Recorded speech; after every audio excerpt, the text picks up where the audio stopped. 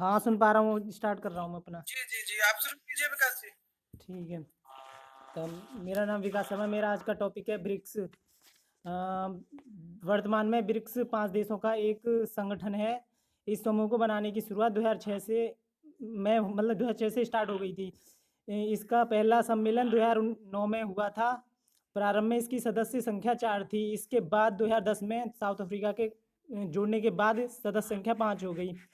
BRICS दुनिया की उभरती अर्थव्यवस्थाओं वाले देशों का एक संघ है। इसमें ब्राज़ील, रूस, भारत, चीन, दक्षिण अफ्रीका देश शामिल हैं। और ब्रिक्स के उद्देश्य मैं ब्रिक्स के उद्देश्य बताना चाहूँगा। इन देशों का मुख्य उद्देश्य अपनी अर्थव्यवस्था को उभारना है, अंतर्राष्ट्रीय अर्थव्यवस्था और अपनी आर्थिक स्थिति में सुधार लाना, जिससे इनके सदस्य देशों की अर्थव्यवस्था को बढ़ाया जा सके। आपस में राजनीतिक, आर्थिक और सुरक्षा सहयोग करना। इसके सदस्य देश घरेलू और साझा चुनौतियों को आपसी सलाह द्वारा सुलझाने का प्रयास करते हैं। इन देशों ने एक बैंक भी बनाया है जिसका नाम न्यू डेवलपमेंट बैंक है, जो भारत के सुझाव पर बनाया गया है। इसको 2014 में बनाया गया था। इसका काम किसी भी प्रोजेक्ट को लोन देना है। और यह बैंक इन देशों को तकनीक सहायता भी प्रदान करता है। और इसका मुख्यालय शंघाई चीन में है। और ब्रिक्स की विशेषताएं में मैं बताना चाहूँगा कि दुनिया की लगभग 50% आबादी इन देशों में रहती है। और विश्व के 2 सबसे अधिक जनसंख्या वाले देश भारत और चीन इसमें शामिल हैं। दुनिया का लगभग एक चौथाई क्षेत्रफल इसी में आता है। और दुनिया की कुल जीडीपी का लगभग 30% हिस्सा इन देशों का है। दुनिया के कुल व्यापार का लगभग 18% हिस्सा इन देशों का है। ऐसा माना जाता है कि अगर यह संगठन और अच्छे से कार्य करे तो ब्रिक्स देश अमेरिका से आगे निकल जाएंगे। ऐसा अनुमान भी लगाया जाता है कि यह संगठन 2030 तक जी7 देशों से आगे निकल जाएगा। और ब्रिक्स का पहला सम्मेलन 16 जून 2009 में रूस के येकतेनबर्ग में हुआ था। और इस समय दक्षिण अफ्रीका इसका सदस्य नहीं था। भारत की तरफ से उस समय के प्रधानमंत्री डॉक्टर मनमोहन सिंह इसमें शामिल हुए थे। और इसमें ब्रिक्स देशों में कुछ विवाद भी हैं। इनके सदस्य देशों के बीच कुछ विवाद हैं जो मैं बताना चाहूँगा। पहला भारत और चीन के बीच सीमा विवाद। और जो डोकलाम और ये अरुणाचल प्रदेश वाले क्षेत्र और जो अक्साई चीन जो चीन ने कब्जा कर रखा है उसको लेकर विवाद है। और एक OBOR को लेकर विवाद है। ये OBOR one belt one road एक चीन की महत्वाकांक्षी परियोजना थी। परियोजना है जो ये सेंट्रल एशिया और यूरोप और सेंट्रल एशिया यूरोप और अफ्रीका को करने के लिए बनाई थी। इसमें एक और CPEC नाम से एक और योजना थी जिसमें चाइना पाक इकोनॉमिक कॉरिडोर की कंस्ट्रक्शन स्टार्ट करने के लिए चीन ने पाकिस्तान की सहायता कर रहा था CPEC में, जो जहाँ पर पाकिस्तान ऑक्यूपाइड कश्मीर वाला जो हिस्सा है वहाँ पर। लेकिन इसी वजह से चीन और इंडिया के संबंध में थोड़ा विवाद है इसी को लेकर। और चीन और ब्राज़ील में चीन की मुद्रा से संबंधित विवाद है। तो बस मैं अपना टॉपिक यहीं पर कंप्लीट करना चाहूँगा।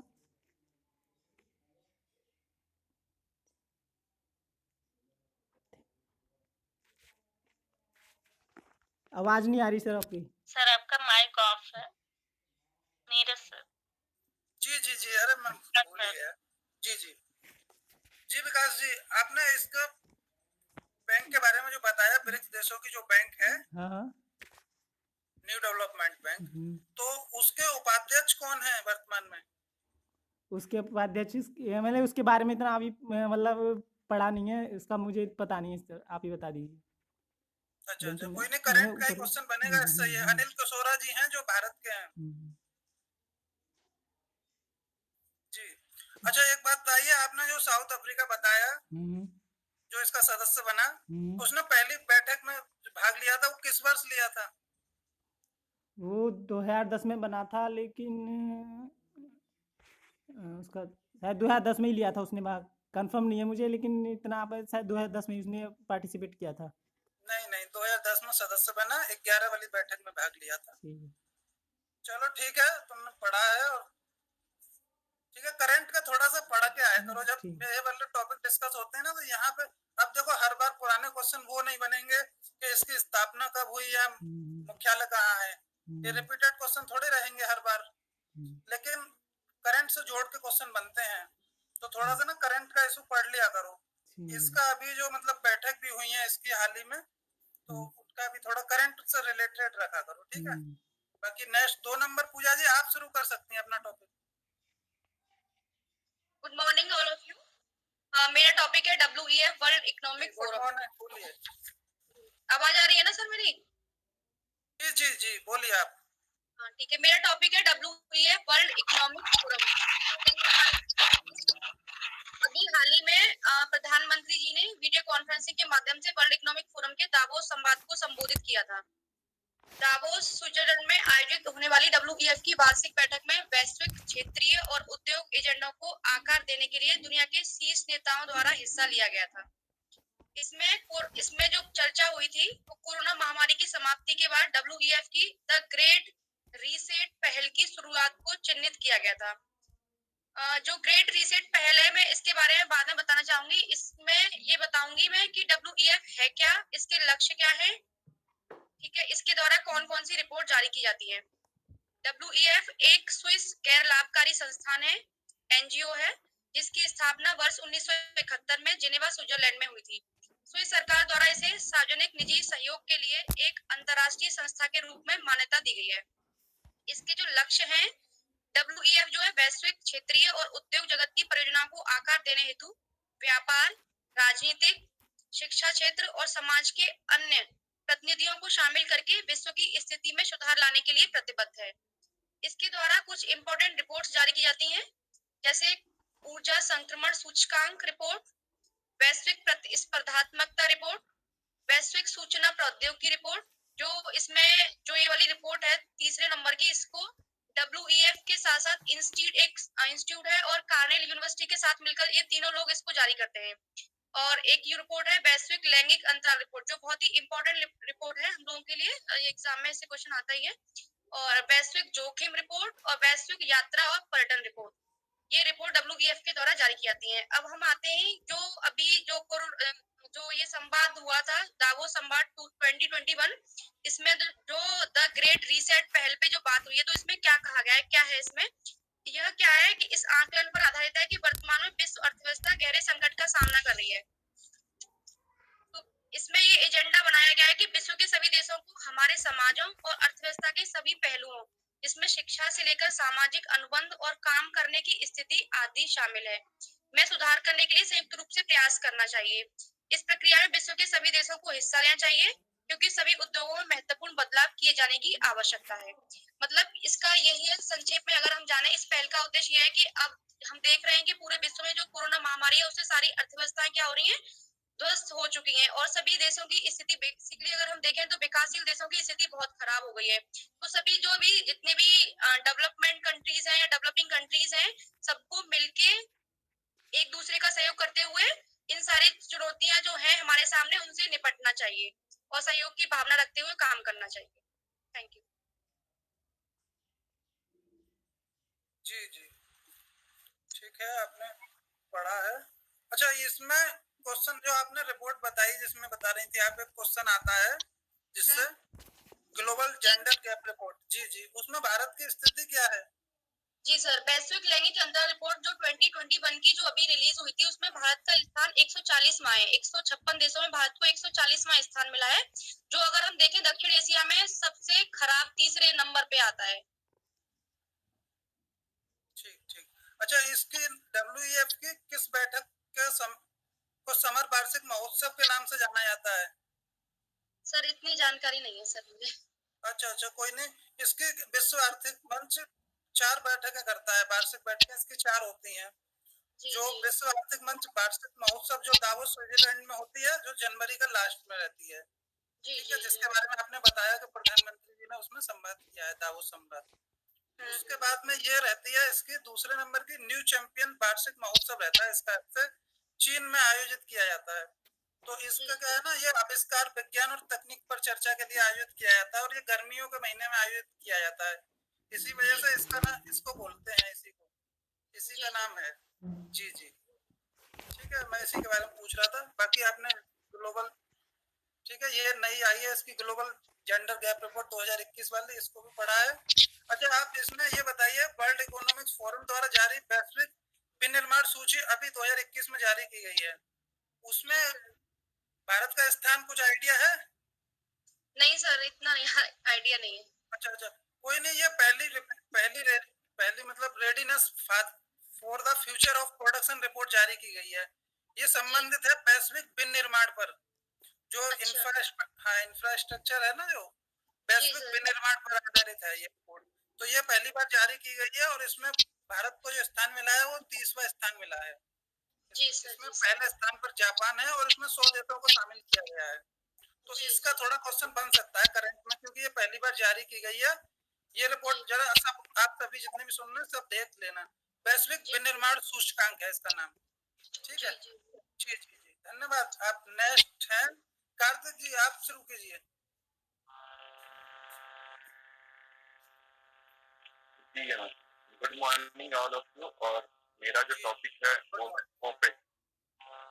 आवाज क्लियर है सबको? जी जी बोलिए आप। Yes sir. हाँ, तो ओपेक के बारे में बात करते हैं। तो ओपेक की सबसे पहले हम बात करें तो उसकी फुल फॉर्म थी organisation of petroleum exporting countries. दूसरी बात क्या है कि अर्थशास्त्र की भाषा में हम बोलते हैं कार्टेल। कार्टेल का मीनिंग ये होता है जो कंपनी या जो देश तेल का व्यापार करती है और उनकी कीमतों को होल्ड करती है। ओपेक की स्थापना जो की गई थी मुख्यतः वो बगदाद में की गई थी, बगदाद सम्मेलन के दौरान सितंबर 1960, और इसमें मुख्यतः 5 देशों ने मिलकर इसकी स्थापना की थी: ईरान, इराक, कुवैत, वेनेजुएला और सऊदी अरेबिया। अब इसकी आवश्यकता क्यों पड़ी?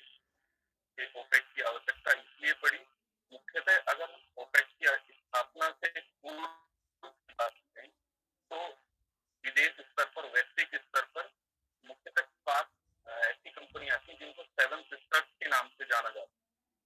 वो ही तेल के व्यापार पर अपना आधिपत्य जमाए थे। और 1960 के दशक में क्या था कि बहुत से नए कंट्रीज का भी जन्म हो रहा था। तो अब इन महत्वाकांक्षाओं को देखते हुए ऑयल उत्पादन जो कर रही थी कंट्री, उनकी जो हितों की रक्षा नहीं हो पा रही, वो अपने ऑयल की प्रोडक्शन को और उनके दाम को एक वैश्विक स्तर पर नहीं स्टेबल कर पा रही थी। तो तब उन्होंने एक सम्मेलन आयोजित किया और अपनी कीमतों को स्टेबल करने के लिए इस ओपेक की स्थापना करी। मुख्यतः ओपेक का उद्देश्य क्या होता है? ओपेक का उद्देश्य जो होता है वो जितने भी सदस्य देश हैं उनके बीच पेट्रोलियम नीतियों का समन्वित और एकजुट करना। दूसरी बात क्या है? ताकि पेट्रोलियम उत्पादक देशों के लिए उचित और स्थिर कीमतों को सुनिश्चित किया जा सके। और इन सभी चीजों को स्थिर करने के लिए ओपेक यही प्रयास करता है कि ओपेक के सदस्य देश प्रतिदिन एक निश्चित मात्रा में उत्पादन करें और जितने भी इनके कस्टमर देश उनको एक नियमित सप्लाई करें।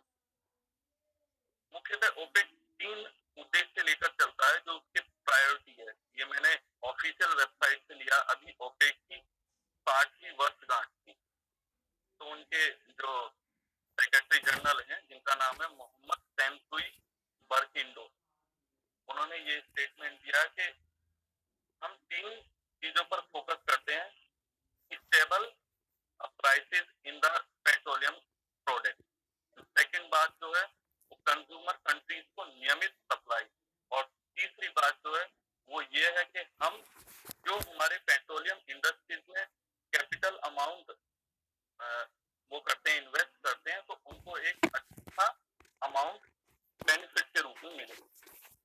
अगर आज के परिप्रेक्ष्य से बात करें तो ओपेक की तेल उत्पादन में अहम भूमिका निभाता और तेल बाजार के सबसे शक्तिशाली उपकरणों में से एक। ओपेक का एक सबसे बड़ा उपकरण जो है वो तेल कटौती का है। इसका मतलब क्या हुआ? तेल कटौती मतलब जब ओपेक को लगता है कि हमारे तेलों के दामों में गिरावट आ रही है या तेल के दामों में स्टेबिलिटी नहीं हो पा रही है, तो जितने भी देश हैं वो अपने कोटे में से उत्पादन कम कर रहे थे और वैश्विक स्तर पर मांग उतनी ही रहती है, उत्पादन कम हो जाता है, तो उसके माध्यम से तेल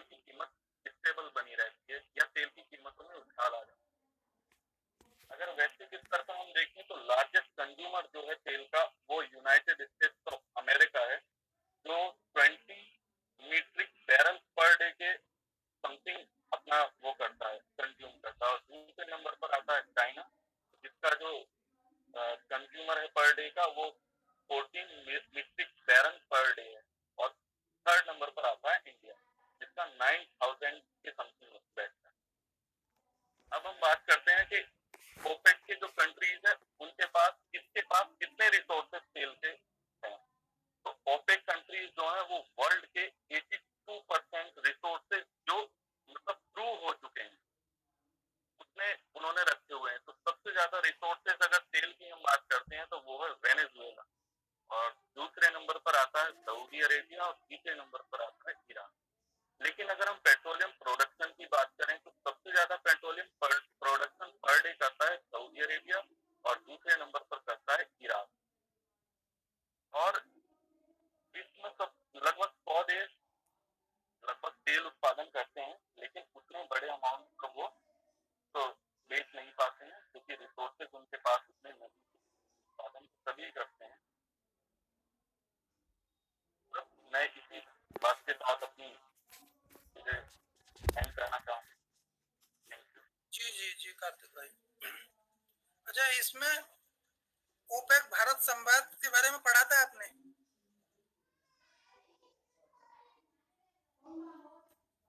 अच्छा, तो उसके चौथी बैठक जो हुई है हाल ही में पिछले साल नवंबर 2020 में हुई थी, उसकी अध्यक्षता किसने की थी? ये तो इतना मैं करंट थोड़ा इतना अच्छा अच्छा, कोई नहीं पता मुझे। कोई नहीं कोई लेकिन नहीं। भारत के परिप्रेक्ष्य ओपेक की क्या इम्पोर्टेंस है वो थोड़ी क्लियर कर सकता हूँ। अच्छा अच्छा, नहीं वो आप वो नहीं पूछ रहा मैं पूछ रहा हूँ थोड़ा सा भारत और ओपेक संवाद एक सम्मेलन रहता है, उससे रिलेटेड पूछ रहा था मैं। तो इसमें 2020 में जो बैठक हुई है उसमें भारत की तरफ से धर्मेंद्र प्रधान जो केंद्रीय पेट्रोलियम मंत्री हैं उन्होंने, और इसके जो आपने जनरल सेक्रेटरी बताया जो बर्किंडो, इन दोनों ने संयुक्त रूप से इसकी अध्यक्षता की थी। और इसका जो 5वां सम्मेलन होगा जो ओपेक भारत संवाद के नाम से है, वो 5वां, इसका अगर स्थितियां नॉर्मल रहती है तो नई दिल्ली में प्रस्तावित है। ठीक है, मैं इसी के बारे में थोड़ा बता रहा था क्योंकि इसमें धर्मेंद्र प्रधान जी ने भाग लिया है, तो इससे रिलेटेड क्वेश्चन शायद जुड़े, है नहीं? बाकी तो ठीक है, आपने मतलब सब कुछ कवर ही किया। अच्छा, इसमें एक पेट्रो मुद्रा और शब्द है, उसको क्लियर करेंगे आप? नहीं, उसके बारे में मैंने पढ़ा, पेट्रो मुद्रा के बारे। अच्छा, तो चलो मैं थोड़ा सा बता देता हूँ। ये पेट्रो मुद्रा शब्द जॉर्ज टाउन विश्वविद्यालय के अर्थशास्त्र के प्रोफेसर इब्राहिम ओबेद द्वारा 1973 में तेल उत्पादक ओपेक देशों द्वारा प्रचुर मात्रा में कमाए जा रहे डॉलर की स्थिति व्यक्त की जा सके उसके लिए इसका, ठीक है, ये शब्द दिया था कि ये लोग अपना मतलब जो कमाई करते हैं उसे व्यक्त करने के लिए। ठीक है, बाकी ठीक है, बस यही है इससे रिलेटेड। और ठीक है, आपने कवर भी किया थोड़ा सा। बस भारत के संदर्भ में जो ये संवाद चल रहा है अभी नई दिल्ली में आयोजन होगा इसका, तो यही करंट का रहेगा। बाकी ठीक है ना? ओके, धन्यवाद। नेक्स्ट है कुबेर तिवारी जी, आप शुरू कीजिए। जी सर, थैंक यू सर। जी जी, आवाज आ रही है सर मेरी? जी जी आ रही है कुबेर जी, आप बोलिए। जी जी सर, जो मेरा टॉपिक है वो है FATF, financial action task force, केंद्रीय वित्तीय कार्यबल। ठीक है जी, तो मैं मतलब स्टार्ट करने लगा। विश्व में किसी भी देश के लिए अर्थव्यवस्था ये बहुत मायने रखती है। अर्थव्यवस्था के लिए आमदनी बहुत मायने रखती है, और आमदनी का सोर्स प्रत्येक देश के लिए एक करदाताओं के द्वारा जो उसे पैसा मिल रहा है, ये बहुत बड़ा उसके लिए स्रोत होता है। लेकिन कई देशों में या फिर अधिकतर देशों में ऐसा होता है कि जो करदाता है वो अपना पूरा पैसा जितना उन्हें कर देना चाहिए वो सरकार को नहीं देते। तो इस पैसे को बचाने के लिए वो या तो काला धन हवाला के माध्यम से या फिर मनी लॉन्ड्रिंग के माध्यम से वो अपना पैसा सफेद करा लेते हैं, उसे मतलब उस पर टैक्स नहीं देते। ऐसी परिस्थितियों को देखते हुए सन 1989 में संसार की 7 सबसे बड़ी अर्थव्यवस्थाओं ने, जो ग्रुप ऑफ 7 है, उसने 1989 में पेरिस में इसका एक FATF की स्थापना की थी। इसका स्थापना का मुख्य उद्देश्य था मनी लॉन्ड्रिंग को रोकना। लेकिन समय बीतने के साथ साथ सन 2001 में इसके उद्देश्यों में आतंकी वित्त पोषण को रोकना भी इसमें शामिल हो गया। प्रारंभ में FATF में 16 सदस्य थे, लेकिन धीरे धीरे इसकी संख्या बढ़कर फिलहाल वर्तमान समय में इसमें 39 सदस्य हैं, जिसमें 37 इसके सदस्य देश हैं और 2 इसके क्षेत्रीय संगठन हैं, जो कि यूरोपीय कमीशन और गल्फ कॉर्पोरेशन काउंसिल है। जी, उसके पश्चात हाँ जी, इससे ये जो FATF है, FATF प्रत्येक वर्ष को सिफारिशें देता है। जैसे कि पहली सिफारिशें FATF ने 1990 में दी थी, उसके बाद में 1996 में, 2003 में, 2001 में, 2003 में और 2012 में FATF ने सिफारिशें दी थी। FATF की सिफारिशों में मुख्य रूप से मनी लॉन्ड्रिंग को रोकना, आतंकी वित्त पोषण को रोकना और किसी भी प्रकार के आर्थिक खतरे के जोखिम को कम से कम करना है, उसे पूरी तरह से रोकना है। FATF दुनिया की लगभग सबसे अधिक आर्थिक जो शक्तियां हैं उन सभी का प्रतिनिधित्व करता है। FATF आर्थिक मामलों में बहुत बड़ी भूमिका का निर्वाह करता है। इसके अलावा FATF 2 प्रकार की सूचना जारी करता है, जो ग्रे लिस्ट और ब्लैक लिस्ट है। ग्रे लिस्ट ऐसे देशों के लिए लागू करता है, ऐसे देशों के लिए जारी करता है जो देश आतंकी फंडिंग को रोक पाने में असमर्थ हो रहे हैं, और ब्लैक लिस्ट ऐसे देशों के लिए जारी करता है जिन्होंने उसमें सहायता की, यानी उन्होंने कोई ऐसा प्रयास ही नहीं किया जिससे आतंकी फंडिंग रोकी जा सके, उन्होंने उसको और ज्यादा प्रोत्साहन दिया। इसकी लिस्ट में, ब्लैक लिस्ट में शामिल होने के बहुत ज्यादा मायने हैं। भले ही यह 39 देशों का एक समूह है, 39 नहीं 37 देशों का समूह है, 2 क्षेत्रीय संगठन है, लेकिन उसके बाद भी इसका पूरे वर्ल्ड में, पूरे संसार में इसका बहुत बड़ा इफेक्ट पड़ता है।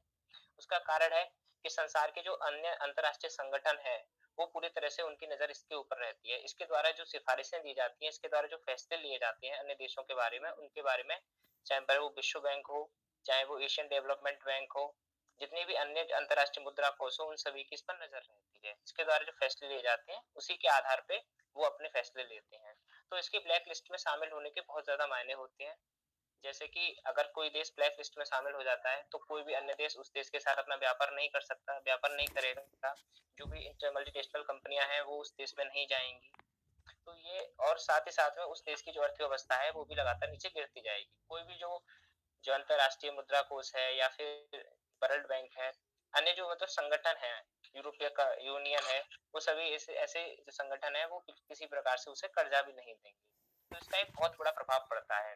इसका जो अंतिम जो निष्कर्ष निकल के आता है वो ये आता है कि FATF का जिस उद्देश्य के साथ गठन किया गया था 1989 में मनी लॉन्ड्रिंग को रोकने में, उसमें ये बहुत हद तक इसने सफलता भी प्राप्त की है, लेकिन अभी कुछ और परिणाम आना बाकी है, एक सकारात्मक परिणाम आना भी बाकी है।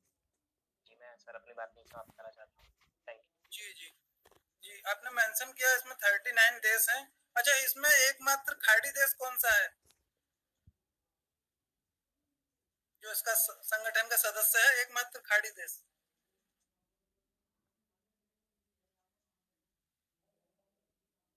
माइक बंद है आपका। माइक माइक माइक माइक हाँ, सऊदी अरब पर्यवेक्षक के तौर पे शामिल है इसमें। जी जी, सऊदी अरब है, एकमात्र देश है। अच्छा, इसमें वर्तमान में इसका ऑब्जर्वर देश कौन है? जी, इसका ऑब्जर्वर ये इंडोनेशिया। इंडोनेशिया है, बिल्कुल बिल्कुल इंडोनेशिया ही है इसका वर्तमान में जो है। अच्छा, भारत किस वर्ष इसका सदस्य बना? हाँ सर, मैंने पूरा टॉपिक बोल दिया, लेकिन भारत के बारे में मुझे ध्यान ही नहीं रहा। भारत 2010 में इसका सदस्य बना था, 2006 में भारत पर्यवेक्षक था और 2010 में भारत इसका 34वां सदस्य बना था। बिल्कुल बिल्कुल, ठीक है ठीक है, आपने मतलब सब कवर किया है। ये भारत वाला भी पॉइंट ठीक है, बोलने से रह गया, लेकिन आपने पढ़ा है। चलो कोई नहीं, ठीक है, आपने कवर किया। अच्छा, इसके ब्लैक लिस्ट में 2 देश कौन कौन से हैं? जी, एक तो उत्तर कोरिया और दूसरा ईरान। वेरी गुड, बहुत अच्छे से तुमने कवर किया है। चलो ठीक है, धन्यवाद। Thank you sir, thank you. जी जी, नेक्स्ट इसमें पूनम जी हैं। नेक्स्ट पूनम जी, आप शुरू कीजिए। Okay sir, thank you. जी जी, मैं पूनम त्रिपाठी, मेरा टॉपिक है UNO, united nation organisation, that means संयुक्त राष्ट्र संगठन। मैं संयुक्त राष्ट्र संगठन के बारे में आपको विस्तार से बताना चाहूंगी। सबसे पहले इसका परिचय, उसके बाद ये कैसे बना है, किस किस परिस्थितियों में बना है, इसके प्रमुख घटक क्या क्या हैं, इसके कार्य क्या हैं, इसके क्षेत्रीय केंद्र कहाँ पे हैं, इसकी हमारे प्रेजेंट टाइम में इसकी उपयोगिता क्या है, और इसके और असफलता के बारे में मैं आप सारे लोगों से चर्चा करना चाहती हूँ। तो यूनाइटेड नेशन ऑर्गेनाइजेशन जैसा कि संयुक्त राष्ट्र संगठन एक वैश्विक स्तर पर बहुत बड़ी संस्था है जिसके बहुत सारे डायमेंशन हैं।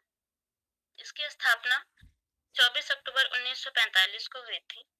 अभी वर्तमान में इसके 193 देश हैं। इसका मुख्यालय न्यूयॉर्क में है। यूएन के मिशन, यूनाइटेड नेशन के मिशन और कार्य हैं इसके चार्टर के निहित उद्देश्यों और सिद्धांतों द्वारा निर्देशित होते हैं। हालांकि ये यूनाइटेड नेशन ऑर्गेनाइजेशन बना है तो अचानक नहीं बना है, इसके पीछे एक विस्तृत इतिहास है। तो मैं बहुत ज्यादा तो नहीं बताना चाहूंगी, लेकिन इतना है कि इसमें जो इसका ऐतिहासिक पृष्ठभूमि है, इसके अंतर्गत ये यूनाइटेड नेशन जो है हमारा, ये लीग ऑफ नेशन के ही आगे उसी बेसिस पे बना हुआ है। लीग ऑफ नेशन जैसा कि पता है प्रथम विश्व युद्ध के बाद का है। प्रथम विश्व युद्ध के बाद जो संधि हुई थी उसी टाइम में लीग ऑफ नेशंस बने थे। उसी संस्था पर ही ये यूनाइटेड नेशन ऑर्गेनाइजेशन दूसरे विश्व युद्ध के बाद बना था। 1945 में 50 देशों के प्रतिनिधियों ने अमेरिका के सैन फ्रांसिस्को में एक चार्टर ड्राफ्ट तैयार किया था। 26 जून 1945 को 50 देशों के प्रतिनिधियों ने चार्टर पर हस्ताक्षर किया था। पोलैंड इसमें 50वां देश था जो संस्थापक सदस्यों में शामिल हुआ था। और उसी 24 अक्टूबर को संयुक्त राष्ट्र दिवस का आयोजन प्रतिवर्ष किया जाता है। इसके प्रमुख जो घटक हैं, मैं घटकों के बारे में बताना चाहूंगी कि इसमें 6 घटक हैं मुख्यतः। संयुक्त राष्ट्र महासभा, सुरक्षा परिषद, संयुक्त राष्ट्र आर्थिक एवं सामाजिक परिषद, संयुक्त राष्ट्र न्यास परिषद, अंतर्राष्ट्रीय न्यायालय और संयुक्त राष्ट्र सचिवालय। जो ये महासभा है इसमें मुख्य प्रतिनिधि अंग है, संयुक्त राष्ट्र का ये मुख्य प्रतिनिधि अंग है जिसके अंतर्गत विचार विमर्श किया जाता है। नीति निर्माण संबंधी कार्यों के लिए ये उत्तरदायी है। संयुक्त राष्ट्र के सभी सदस्य महासभा के सदस्य होते हैं। प्रतिवर्ष सितंबर महीने में महासभा का सम्मेलन किया जाता है। महासभा में अंतर्राष्ट्रीय शांति, सुरक्षा, नए सदस्यों के आगमन एवं बजट आदि पर बहुमत से निर्णय होता है। सुरक्षा परिषद जो इसका सेकंड कैटेगरी है, सेकंड कंपोनेंट है, उसमें अंतर्राष्ट्रीय सुरक्षा परिषद है, उसमें अंतर्राष्ट्रीय शांति सुरक्षा बनाए रखने का इसका एक प्राथमिक कार्य होता है, प्राथमिक रिस्पॉन्सिबिलिटी होती है। सुरक्षा परिषद के सभी सदस्यों के एक वोट निर्धारित होता है। संयुक्त राष्ट्र चार्टर के तहत सभी सदस्य सुरक्षा परिषद के निर्णयों का पालन करने के लिए बाध्य होते हैं। सुरक्षा परिषद में 15 सदस्य होते हैं जिसमें 5 अस्थायी सदस्य होते हैं और 10 अस्थायी सदस्य होते हैं। 5 अस्थायी सदस्यों में चीन है, रूस है, फ्रांस, यूनाइटेड किंगडम और यूएसए हैं। जो ये अस्थायी सदस्य होते हैं इन लोगों को विशेष इनको पावर होती है और इनको एक विशेष पावर होती है वोटिंग पावर, जिसमें वीटो का अधिकार इनका को अपनाते हैं।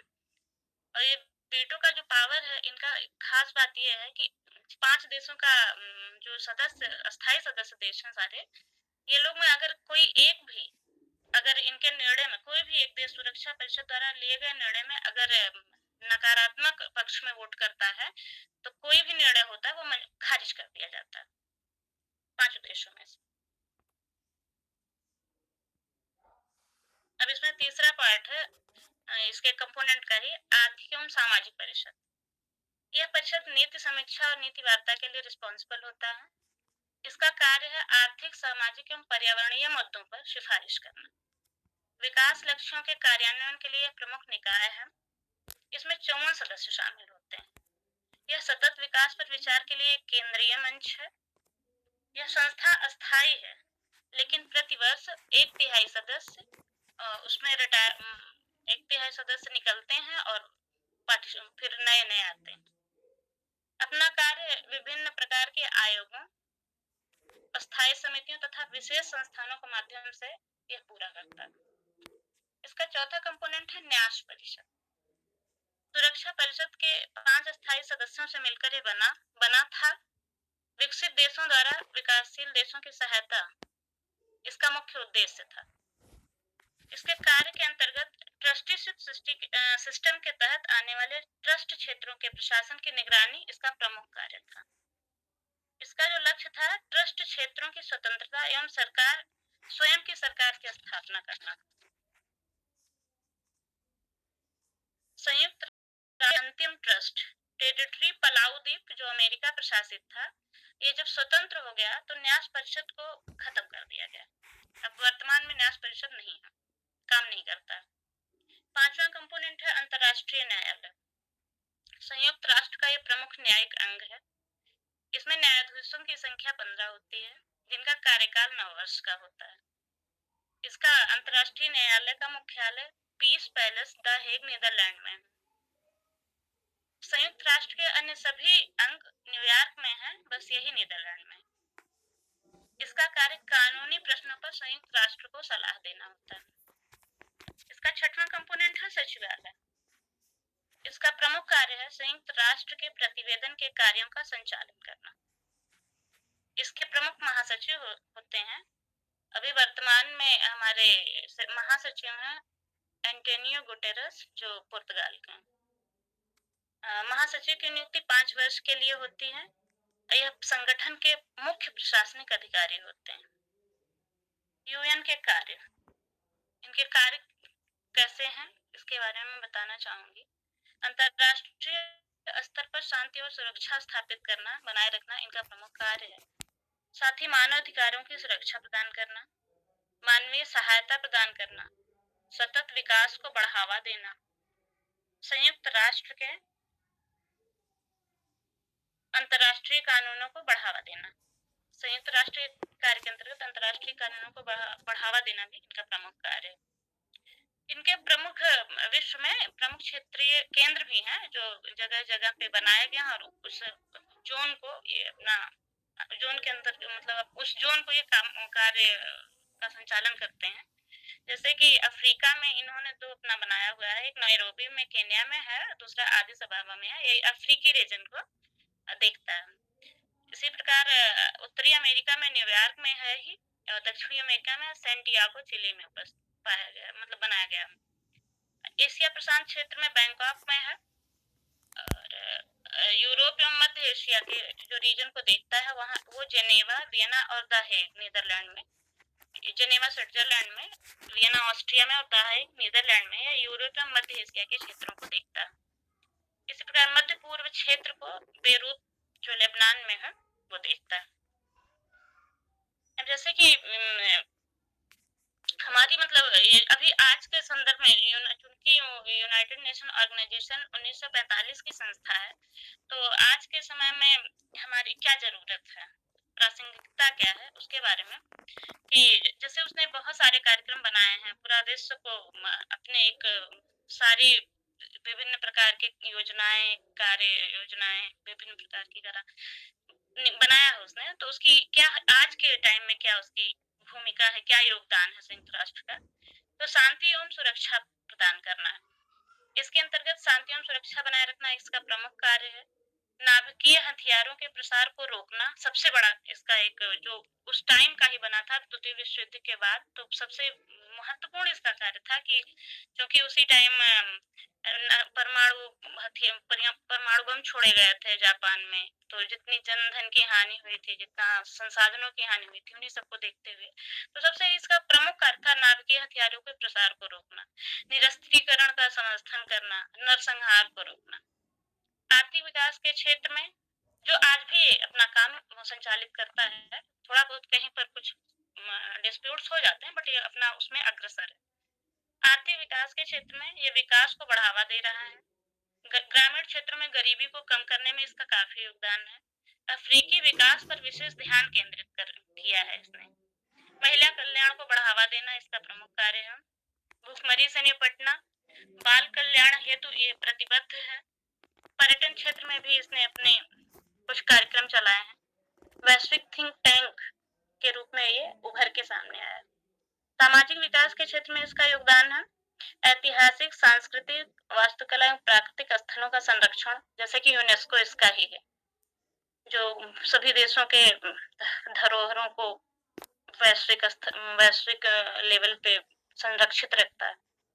वैश्विक मुद्रों पर ये इन्हीं सब चीजों को अग्रणी, कोई भी इस तरह से सांस्कृतिक प्राकृतिक चीजों में ये अग्रणी है अपने कार्य क्षेत्र में। मानवाधिकार के क्षेत्र में मानवाधिकार 1948 में बनाया गया था आयोग।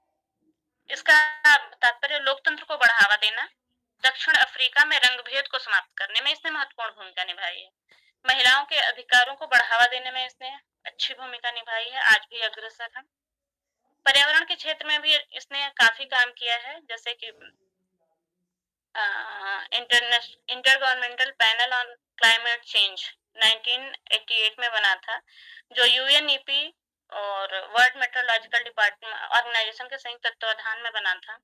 यूएनएफसीसीसी जो united nation framework climate change convention, पृथ्वी सम्मेलन, ओजोन परत संबंधी जैसे मॉन्ट्रियल प्रोटोकॉल है, उसमें संशोधन हुआ तो किगाली संशोधन हुआ। इस तरह से जो भी भूमिका आई और पर्यावरण के संदर्भ में इसमें यूनाइटेड नेशन का महत्वपूर्ण योगदान।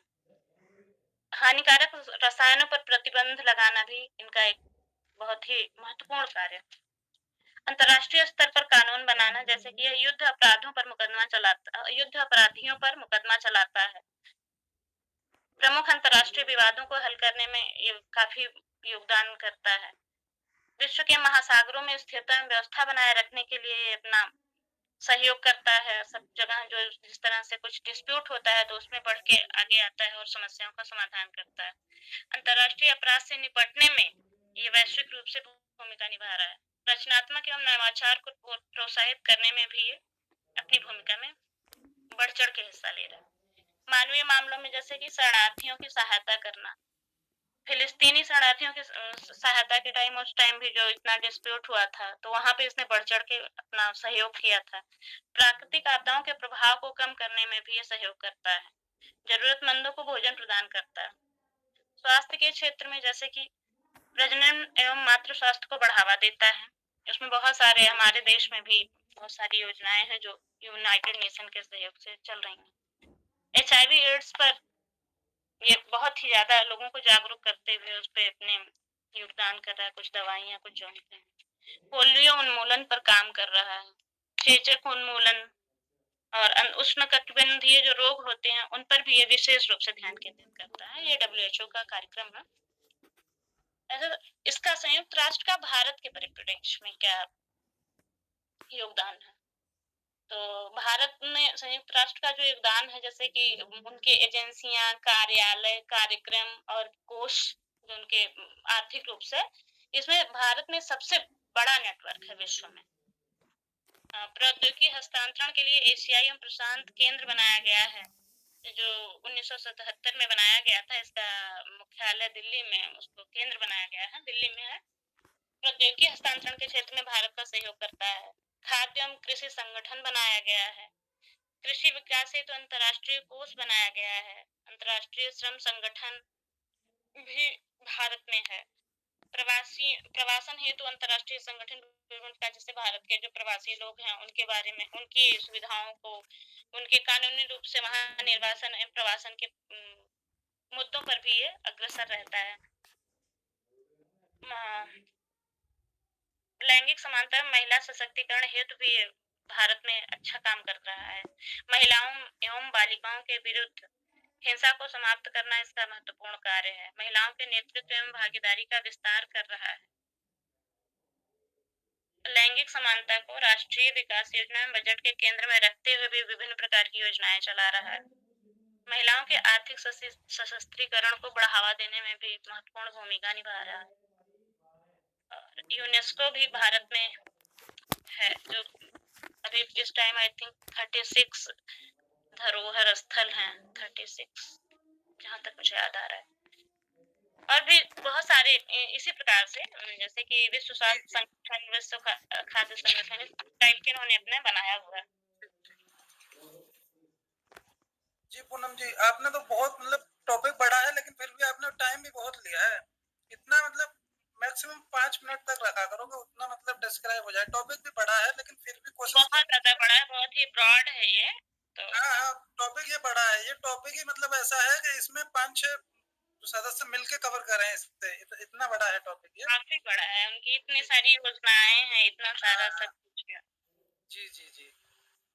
तो इसमें जो आपने धरोहर बताई वो भारत में 38 है फिलहाल में। आपको थोड़ा जी 38 है।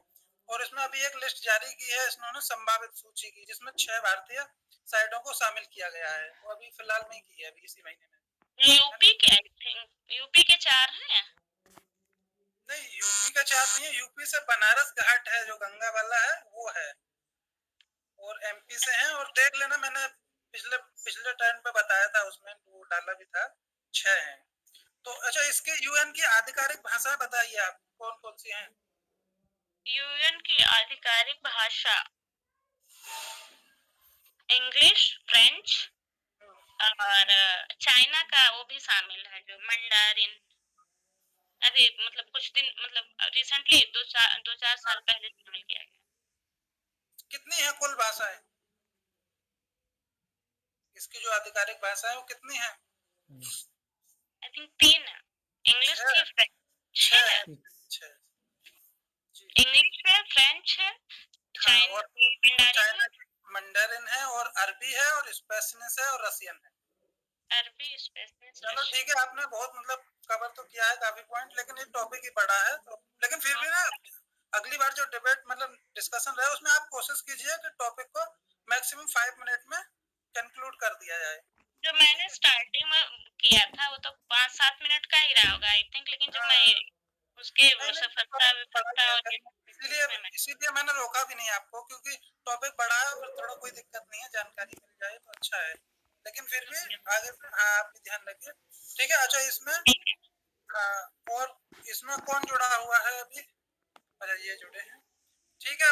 अब तो मेरा ही रह गया इसमें, और बाकी लोग जो लिस्ट में हैं, दीपा जी हैं और एक अजय जी थे, वो जुड़े नहीं है। तो फिर मैं ही अपना शुरू करता हूँ, ठीक है।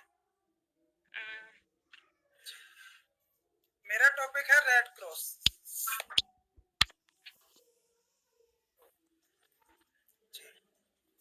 ICRC, international committee of the red cross.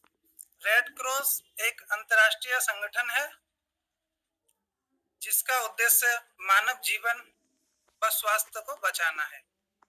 इसकी स्थापना युद्ध में जख्मी और घायलों को सहायता प्रदान करने के लिए वर्ष 1863 में हेनरी ड्यूनेंट के द्वारा जिनेवा में की गई थी, और इसका मुख्यालय जिनेवा स्विट्जरलैंड में है।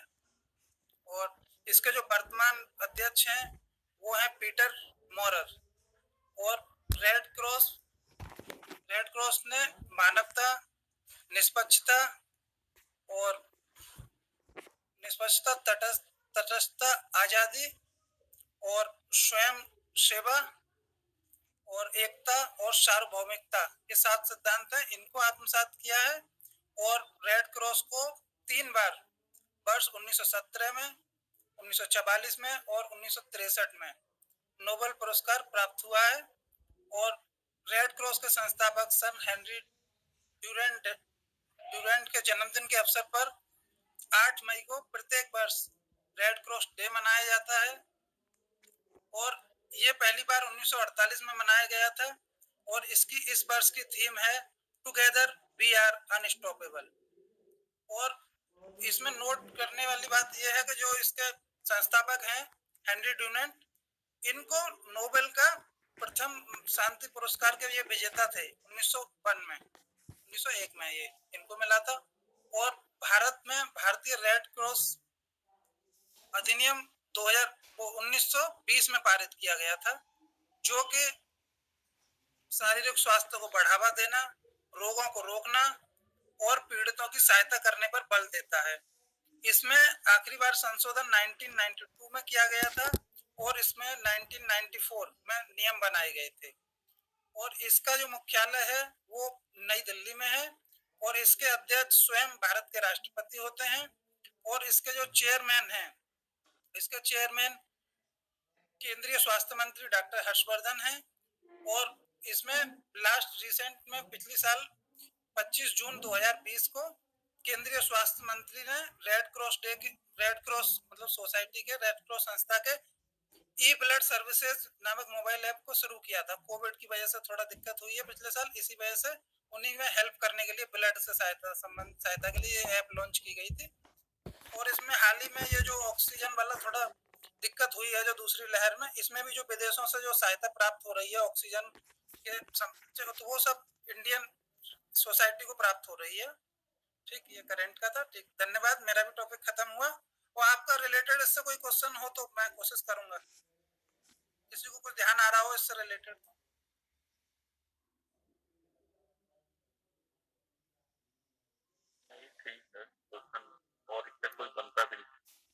हाँ, थोड़ा मतलब करंट का इसका बहुत ज्यादा यही है, कोविड से संबंधित ये काम तो कर ही रहे हैं, बहुत अच्छे काम कर रहे हैं ये मतलब। और इनका भारत में भी हर एक जिला में मैं पढ़ रहा था 1100 से ज्यादा संस्थाएं, मतलब ये 1100 से ज्यादा जगह पे ये लोग स्थापित हैं, काम कर रहे हैं। तो बाकी ठीक है। अच्छा, हम लोग क्या है ना बहुत टॉपिक कवर कर चुके हैं इसमें, जैसे 2 लोग आज मतलब नहीं आए हैं तो उनका टॉपिक रह गया है और बहुत मतलब 3-4 टॉपिक और बचे हैं। तो इसमें एक और हम लोग रखेंगे इसकी डिस्कशन, उसके बाद में फिर हम इंडियन ऑर्गेनाइजेशन की तरफ चलेंगे क्योंकि इसमें बहुत डिस्कशन हो गया है। एक और अभी है ना, फिर हम इंडियन ऑर्गेनाइजेशन। जी कार्तिक,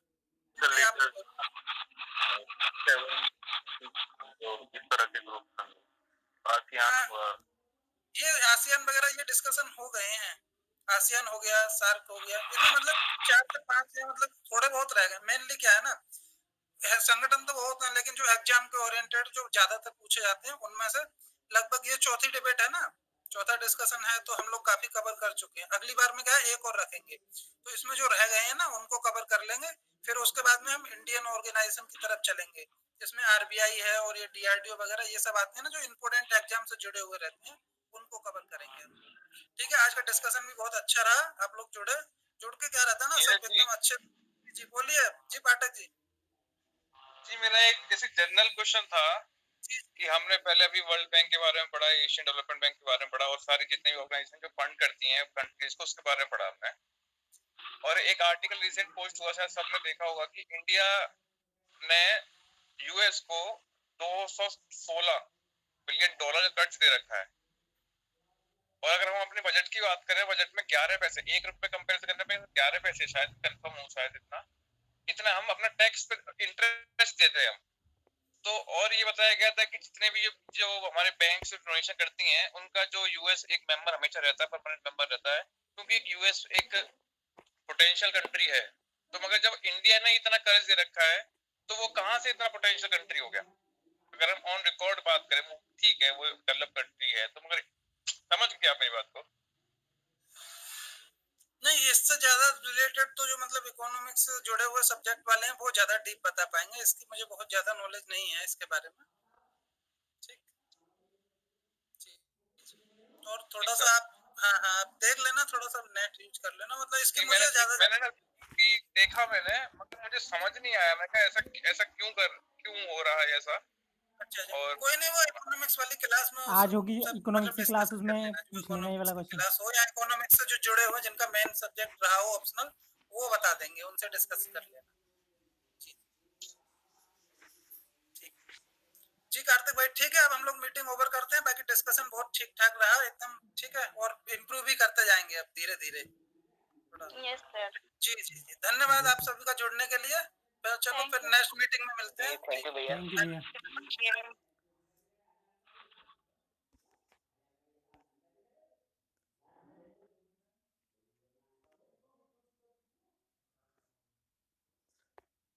ओए सुन सतानंद।